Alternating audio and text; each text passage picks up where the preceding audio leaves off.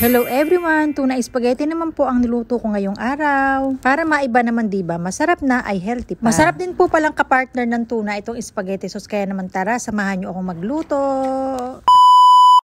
Bale dito guys, medyo late na rin ako nung nagising palagi naman eh. Ayan, inihanda ko na nga pala dito yung aking mga gagamiting sangkap. Bali guys, naghahanap pa ako ng pwedeng isahog dito sa aking spaghetti pero wala na akong nakita. So yung nakita ko lang dito ay yung kamatis at saka sibuyas bawang. Kapag nagluluto nga po pala ako gamit yung kamatis ay tinatanggal ko po dito yung mga boto at hindi ko po ito isinasama sa aking pagluluto.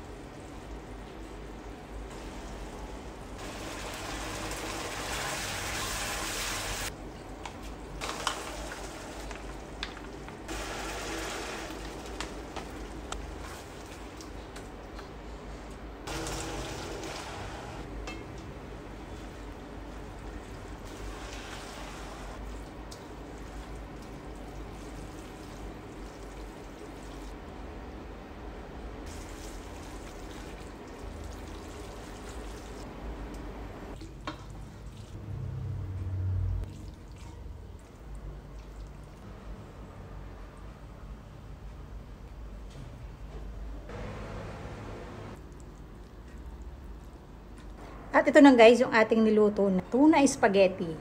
Ayan, tikman na natin.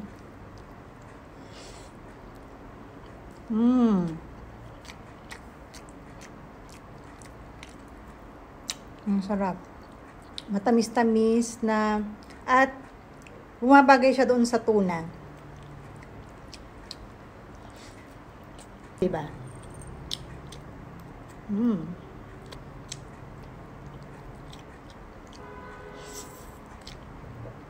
Kung meron kayong cheese, pwede nyo itong lagyan. Parmesan cheese, cheddar cheese, ganon. Pero ako, wala na kasi akong ganon.